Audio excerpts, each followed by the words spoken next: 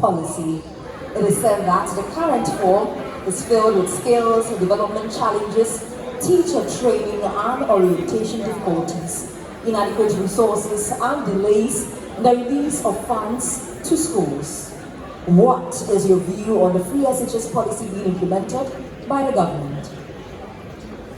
It's not good. For the question, the free SHS policy, I believe, is a good policy because it has lifted the financial burden on parents and has also provided free access to education to the second cycle to every Ghanaian, regardless of their status. I remember when my mom passed away, so my cousin was living with us, and I was thinking how we are going to pay her school fees. So when this policy was introduced, we were very happy. She's not in secondary school, and all thanks be to God. But this policy has come with a lot of challenges, and we can all attest to it because we don't have infrastructure to accommodate all this increasing number of students. And as a teacher on the field, I know how this is affecting us in the classroom because we have a large classroom number, also making us not to meet individual needs in the classroom, hence impeding the aim of education, which is behavioral change in the individual.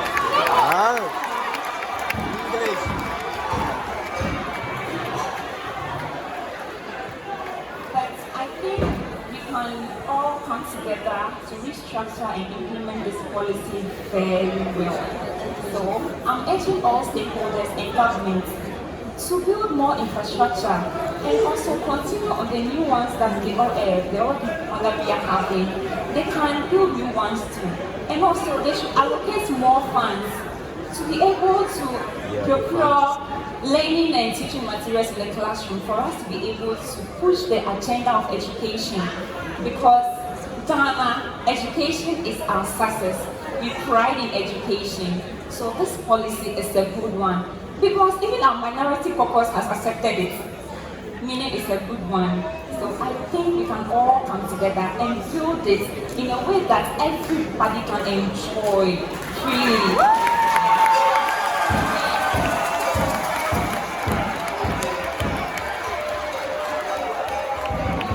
All right. Someone is done answering her question. So from the Volta Region, let's head straight to, of course, where we are, the greater Accra region. Now Ayele is coming up stage. Massively revenue into our country. Now, I would plead with the government and private institutions, investors to collaborate, to be able to rebrand the tourism sector. Now, we have beautiful historical tourist sectors, but then one of the things that people do not really have passion to visit these tourist sectors is because they are not rebranded like the way they want to see it. So I would plead that rebranding, renovation, and inadequate infrastructure. Sometimes you want to visit these tourist sectors, but then you are thinking, okay, it doesn't really match to the level I want to. I know Dubai wasn't Dubai like that, but because they have invested so much into their tourism. Now today, if you want to visit one of the best countries to have the luxury, you would want to visit Dubai. So I believe that as Ghanaians, our institutions, the government, and everyone should come on board. Let's push the tourism agenda, and I know that one day we will become even better. It will become even better than Dubai. And then whenever someone mentions Ghana, the first thing that will come into our mind is Ghana is known for our historical tourist sites. Thank you. Thank you so much, Abu. And of course, talking about tourism, Adwanigi, you can take your final walk and go backstage.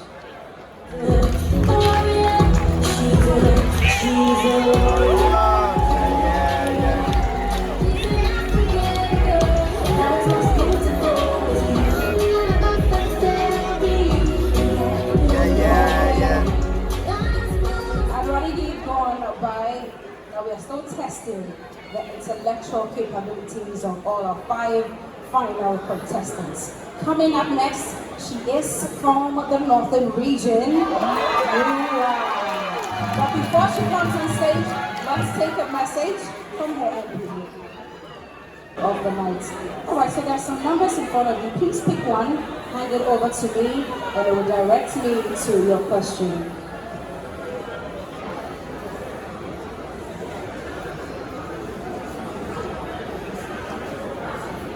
Alright, Noor has question number 1. You would want to pay attention here. Okay. Youth unemployment is one of the key challenges facing Ghanaian governments. Indeed, there were 1.76 million unemployed Ghanaians, and the rate of unemployment in 2022 was 5.3%. Nura, what in your view are 3 key important policies to address unemployment in general here in Ghana and youth unemployment in particular? Are you okay? Yes, I'm Should I take it again or you're fine? Okay, go ahead. Thank you very much.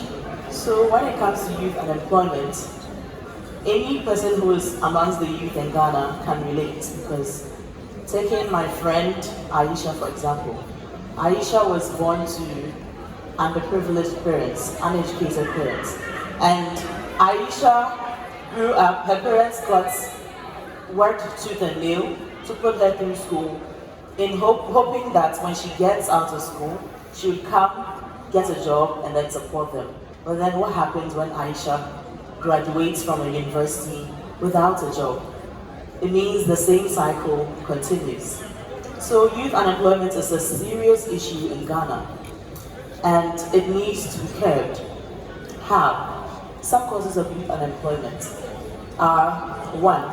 The government's inability to create jobs. 2.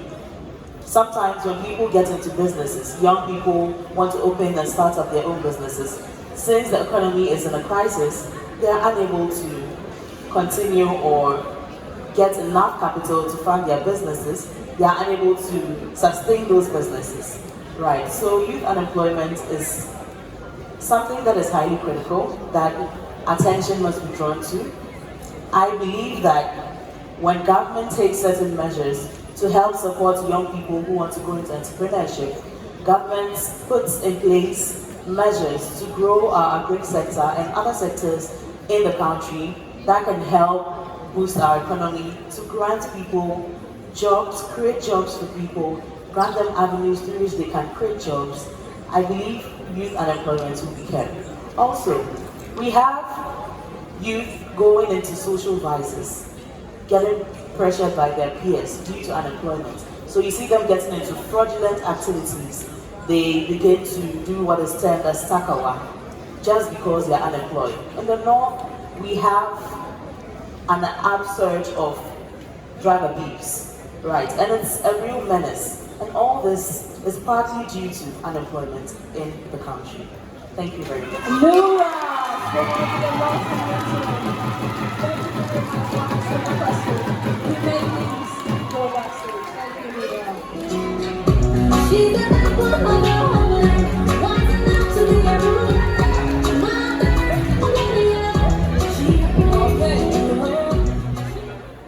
So, from the Northern Region, we're moving on to the Volta Region.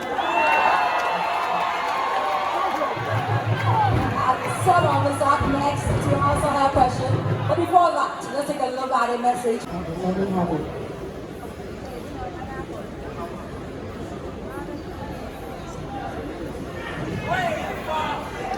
Ladies and gentlemen, Nayeli has picked question number 3.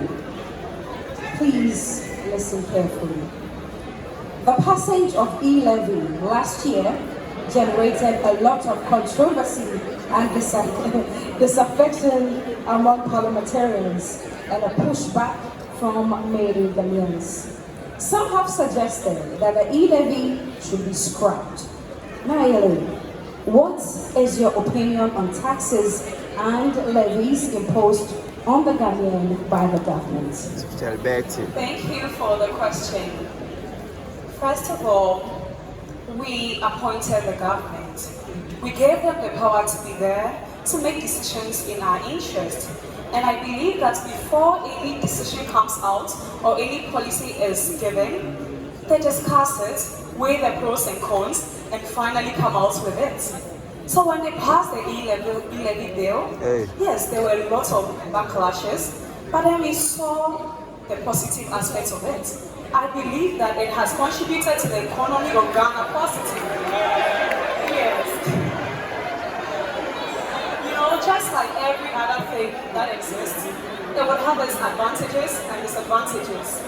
And so yes, it has its advantages. Let's look at that aspect. But for the negative aspect, I believe that Ghanaians have spoken. The president has heard. The government has heard. And I don't believe that they are just seated there watching us and doing nothing. I believe that they intend to do something about it. With everything, we may not be able to just eliminate it, but we can manage it and make it appropriate to the interest of all Ghanaians. And we'll be happy. Thank you so much. Now I really answering her question. Now, Anita, on to the last contestants for the segment. And it is Fatima from the Volta Region.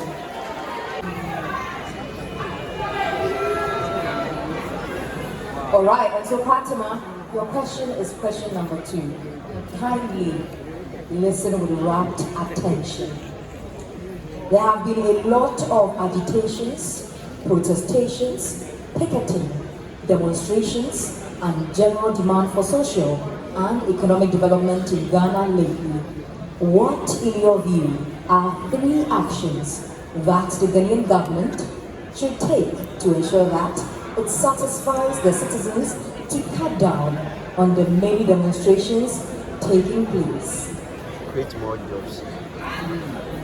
First of all, thank you so much for the question. I believe that the government of Ghana is in his right position doing his best. But then in the economy, I would suggest that to the individual, if we put up a right attitude towards our work, it will ensure a very powerful productivity where the production of goods and services in our country will increase.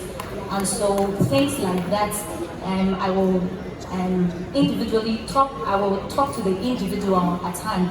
And then to the government, I think we should, just as the monetary policy is concerned, we should make policies that will influence the central bank on the need of supply and demand of money in the country.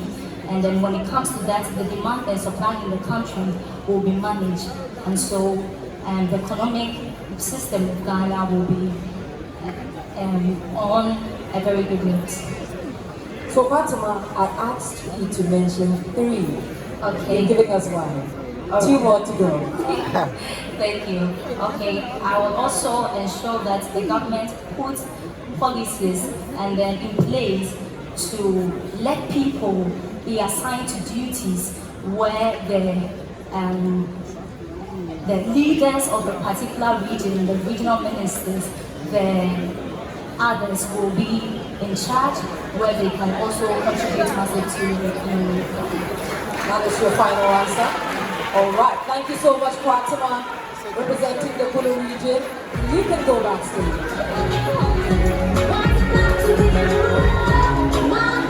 So at this point, we'll just move over to all 3 judges.